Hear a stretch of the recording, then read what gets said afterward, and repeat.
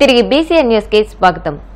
ఆంధ్రప్రదేశ్ ఉప ముఖ్యమంత్రి పవన్ కళ్యాణ్ ఈ నెల 4వ తేదీన ప్రకాశం జిల్లాలో పర్యటించనున్నారు. జిల్లాలోని మార్కాపురం నియోజకవర్గంలో పర్యటించనున్నారు. 1290 కోట్ల రూపాయలతో తాగునీటి పథకానికి పవన్ శంకుస్థాపన చేయనున్నారు. ఈ నేపథ్యంలో పర్యటన ఏర్పాట్లను మార్కాపురం ఎమ్మెల్యే కందుల నారాయణరెడ్డి, జనసేన నియోజకవర్గ ఇన్ఛార్జ్ కాశీనాథ్లతో కలిసి జిల్లా కలెక్టర్ తమీం అన్సారియా పర్యవేక్షించారు. ఉదయం 9:45 గన్నవరం ఎయిర్పోర్ట్ నుంచి హెలికాప్టర్లో బయలుదేరి అక్కడ కార్యక్రమాలను ముగించుకుని తిరిగి మధ్యాహ్నం 2:40 గన్నవరం విమానాశ్రయానికి చేరుకుంటారు. పవన్ పర్యటనలకు భారీ బందోబస్తు ఏర్పాట్లు చేస్తున్నట్లు ఈ సందర్భంగా కలెక్టర్ పేర్కొన్నారు. జూలై 4 మనకు ఇక్కడ మార్కాపూర్ కాన్స్టిట్యున్సీలో ఇక్కడ మార్కాపూర్ మండలంలోనే డిప్యూటీ సీఎం గారు ప్రోగ్రాం ఉంది. సో దాంట్లో జల్ జీవన్ మిషన్ సంబంధించి 1290 crores విలువైన ప్రాజెక్ట్ ఫౌండేషన్ స్టోన్ సెరమనీ ఉంది. ఆ ప్రాజెక్ట్ కూడా ఇక్కడ ఒక 18 మండల్స్ దాదాపు 578 హ్యాబిటేషన్స్లో ఉన్న వారికి తాగునీటి సమస్యల్ని పూర్తిగా నివర్తించడానికి ఉన్న ప్రాజెక్టు, దానికి ఫౌండేషన్ స్టోన్ సెరమనీ ఉంది. సో దానికి కావాల్సిన అన్ని ఏర్పాట్లు కూడా చేయడం జరుగుతున్నది. సో ఈరోజు ఇక్కడ స్థానిక శాసనసభ్యులు ఎమ్మెల్యే గారు నారాయణరెడ్డి గారు, అదేవిధంగా ఇక్కడ ఉన్న జనసేన పార్టీ ఇన్ఛార్జ్ వారు, ఇతర ఆఫీసర్స్తో పాటు ఇక్కడికి వెన్యూని ఇన్స్పెక్ట్ చేయడం జరిగింది. అదేవిధంగా అందరు ఆఫీసర్స్ని కూడా ఈ ప్రోగ్రామ్ని విజయవంతం చేయడానికి అందరికీ కూడా ఇన్స్ట్రక్షన్స్ ఇవ్వడం జరిగింది. సో జూలై 4 ప్రోగ్రాం కోసం అన్ని ఏర్పాటు చేస్తున్నాం. డిప్యూటీ సీఎం గారు ఏంటంటే పవన్ కళ్యాణ్ గారి కార్యక్రమం ఖరారైంది. ఈ ఖరారును ఉద్దేశించుకొని మన కలెక్టర్ గారు, జాయింట్ కలెక్టర్ గారు, మిగతా జిల్లా అధికారులందరూ కూడా ఇక్కడికి వచ్చేయడం జరిగింది. వారందరికీ మా నియోజకవర్గ ప్రజల తరఫున ధన్యవాదాలు తెలియజేస్తా ఉన్నాం. ఇది ఒక చరిత్ర. ఎందుకంటే ఈ యొక్క వెనుకబడ్డ ప్రాంతంలో డ్రింకింగ్ వాటర్ సమస్య గత 30 సంవత్సరాల నుంచి ఎంతో ఇబ్బంది పడేటువంటి పరిస్థితి. త్రాగటానికి మంచినీళ్ళు లేక మహిళా సోదరీమణులు ట్యాంకర్లెంబడి బిందెలు పట్టుకొని ఉరికినటువంటి సందర్భాలు ఈ ప్రాంతంలో కొన్ని వేలు జరిగాయి. అటువంటి పరిస్థితి నుంచి ఈరోజు ఈ ప్రాంతాన్ని అభివృద్ధి పరచాలన్న ఉద్దేశంతో ముఖ్యంగా మౌలిక వసతుల కల్పన దాంట్లో డ్రింకింగ్ వాటర్ని ప్రధానంగా తీసుకొని ప్రతి ఇంటికి ట్యాప్ కనెక్షన్ ఇచ్చి వాటర్ సప్లై చేయాలా. ఎట్టి పరిస్థితుల్లో వాటర్ సమస్య అనేది భవిష్యత్తులో 40-50 సంవత్సరాల వరకు ఇంక రాకూడదు అనే ఉద్దేశంతో మా ముఖ్యమంత్రి చంద్రబాబు గారు, మా డిప్యూటీ సీఎం గారు పవన్ కళ్యాణ్ గారు, మా యువ నాయకుడు నారా లోకేష్ బాబు గారు వీరి కృషితోటి ఈ ప్రాంతానికి 1290 కోట్ల రూపాయలతోటి ఈ యొక్క డ్రింకింగ్ వాటర్ స్కీమ్ రావడం జరిగింది. ఈ స్కీమ్ని ప్రారంభోత్సవం చేసేదానికి రేపు 4వ తారీఖున మా డిప్యూటీ సీఎం గారు వస్తూ ఉన్నారు. ఆ కార్యక్రమాన్ని విజయవంతం చేయవలసిందిగా ఈ మార్కాపూర్ నియోజకవర్గ ప్రజలందరినీ, అలాగే పార్టీ నాయకుల్ని, కార్యకర్తలను అందరినీ కూడా కోరుతా ఉన్నాం. ఎట్టి పరిస్థితుల్లో ఆ కార్యక్రమం సక్సెస్ చేయాల్సిన బాధ్యత పార్టీ నాయకత్వం మేము తీసుకుంటాం. అలాగే ప్రజలు కూడా ఈ యొక్క మంచి కార్యక్రమాన్ని మనసారా ఆశీర్వదిస్తే ఈ కార్యక్రమం విజయవంతంలో చేయవలసిందిగా, భవిష్యత్తులో మీకు ఏ కష్టాలు కూడా రాకుండా చూసుకునే బాధ్యతని మేము తీసుకొని ఈ ప్రాంతాన్ని అభివృద్ధి పరుస్తామని, అలాగే రేపు త్వరలో జిల్లా కాబోతా ఉంది. ఇటువంటి శుభ సమయంలో మనకు మంచి స్కీమ్ అనేది ఈరోజు రావడం మన అందరి అదృష్టంగా మనం భావించాం. ఆంధ్రప్రదేశ్ పర్యాటక రంగంలో సరికొత్త అధ్యాయానికి శ్రీకారం చుట్టారు.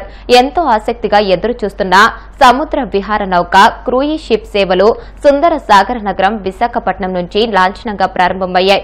కేంద్ర నౌకాయాన శాఖ మంత్రి సర్బానంద సోనోవాల్ ఢిల్లీ నుంచి వర్చువల్ విధానంలో పాల్గొనగా పర్యాటక శాఖ మంత్రి కందుల దుర్గేష్ ప్రత్యక్షంగా హాజరై జెండా ఊపి ప్రారంభించారు. ఈ సందర్భంగా మంత్రి దుర్గేష్ మాట్లాడుతూ విశాఖపట్నం చరిత్రలో అంతర్జాతీయ క్రూయిజ్ టెర్మినల్ ఏర్పాటు ఒక మైలురాయిగా నిలిచిపోతుందని అభిప్రాయపడ్డారు. రాష్ట్రంలో పర్యాటక రంగానికి పూర్వ వైభవం తీసుకొచ్చేందుకు తమ ప్రభుత్వం కట్టుబడి ఉందని స్పష్టం చేశారు. భారతదేశంలో పర్యాటక రంగాన్ని వృద్ధి చేయాలనేటువంటి వాళ్ళ ఆలోచనకు అనుగుణంగా మన డైనమిక్ ముఖ్యమంత్రి శ్రీ చంద్రబాబు నాయుడు గారు ఈ రాష్ట్రంలో గడిచిన సంవత్సర కాలంగా పర్యాటక రంగాన్ని అభివృద్ధి చేయడానికి చేస్తున్న ప్రయత్నాలు మనందరికీ తెలిసినవే.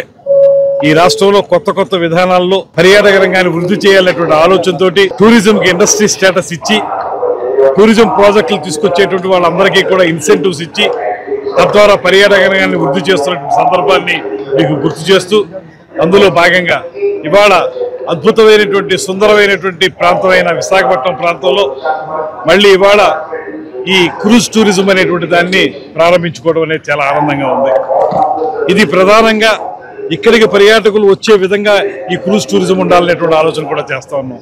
ఇక్కడి నుంచి బయటికి వెళ్ళడం కాకుండా ఇక్కడి నుంచి ఇక్కడికి టూరిజంకి సంబంధించి అనేక మంది పర్యాటకులు వచ్చి ఈ చుట్టుపక్కల ఉన్నటువంటి సుందరమైన ప్రాంతాలని వీక్షించే విధంగా, అది వెల్నెస్ టూరిజం కానివ్వండి, ఎకో టూరిజం కానివ్వండి, అడ్వెంచర్ టూరిజం కానివ్వండి, హోమ్ స్టేస్ కానివ్వండి, టెంట్ హౌసెస్ కానివ్వండి, లేకపోతే ఇతరత్ర గోదావరి పరివాహక ప్రాంతంలో ఉన్నటువంటి అందాలు కానివ్వండి, ఇవన్నీ కలగలిపి ఒక సర్క్యూట్గా ఏర్పాటు చేసి హబ్ అండ్ స్పోక్ మోడల్లో ఈ టూరిజం అభివృద్ధి చేయాలనేటువంటి ముఖ్యమంత్రి గారి ఆలోచన మేరకు ఇవాళ ఒక అద్భుతమైనటువంటి టూరిజం క్రూజ్ని మనం ఏర్పాటు చేసుకోవడం జరిగింది.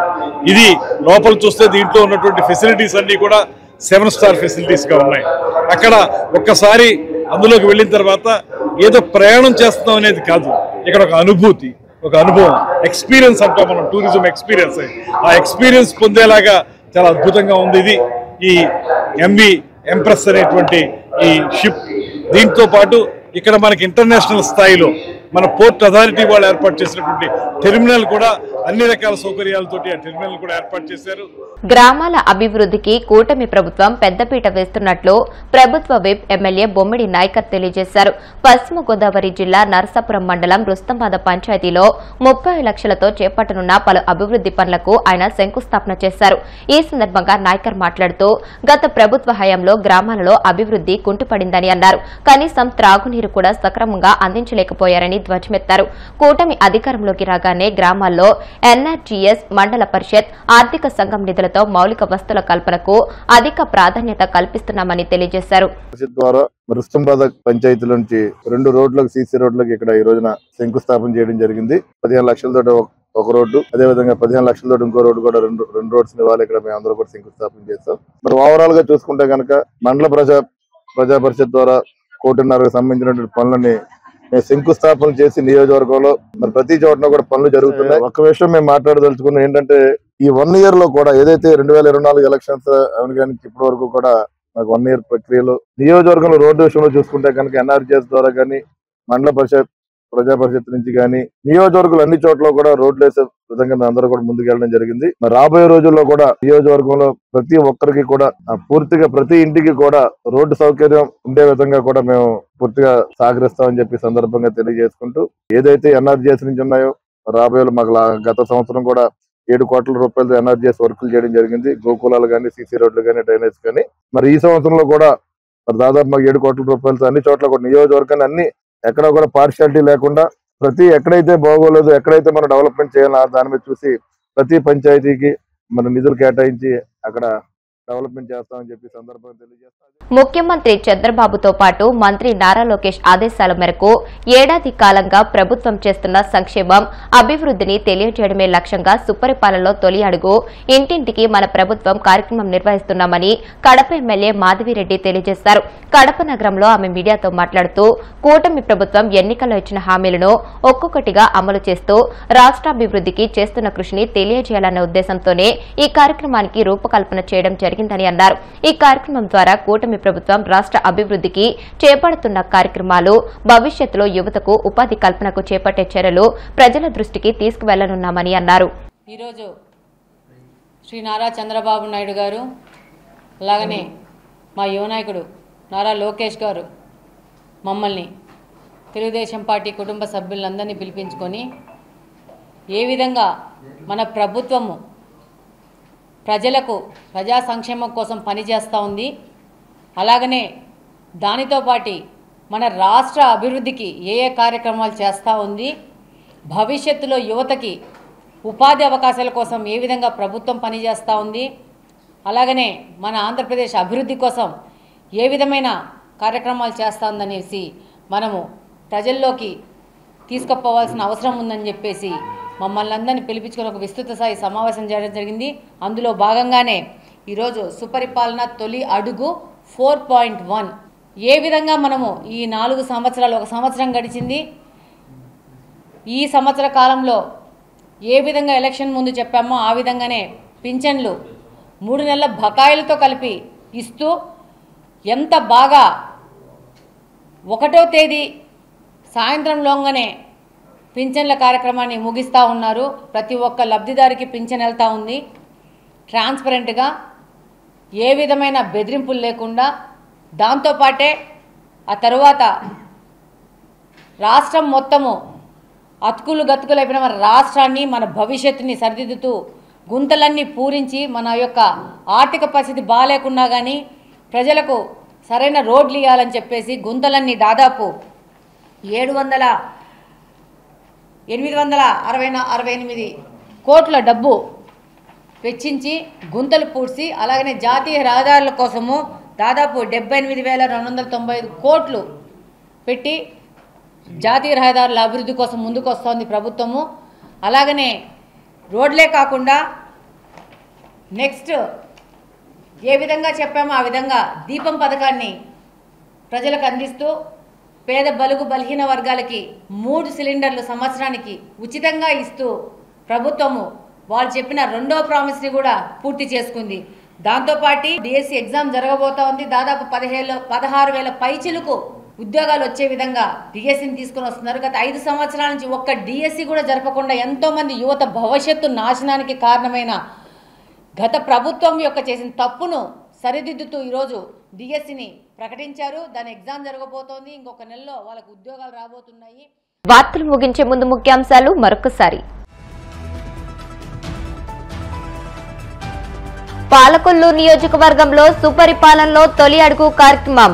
ఇంటింటికి వెళ్లి కూటమి ప్రభుత్వ ఏడాది పాలనను ప్రజలకు వివరించిన మంత్రి నిమ్మల.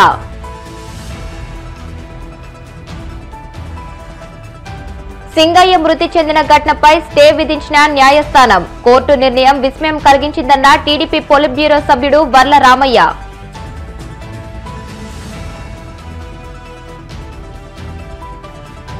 యువ వైద్యుల పట్ల కూటమి సర్కార్ అరాచకంగా వ్యవహరిస్తుంది. వైసీపీ విద్యార్థి విభాగం అధ్యక్షుడు చైతన్య, వర్కింగ్ ప్రెసిడెంట్ రవిచంద్ర ధ్వజం.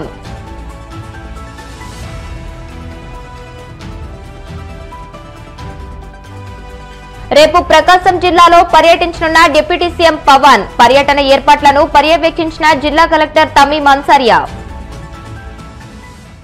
ఈ వార్తలు ఇంతటితో సమాప్తం. మరిన్ని వార్తల కోసం recent digital YouTube channel, Facebook page ని ఫాలో అవ్వండి. అప్డేటెడ్ వార్తల కోసం ప్లీజ్ సబ్స్క్రైబ్.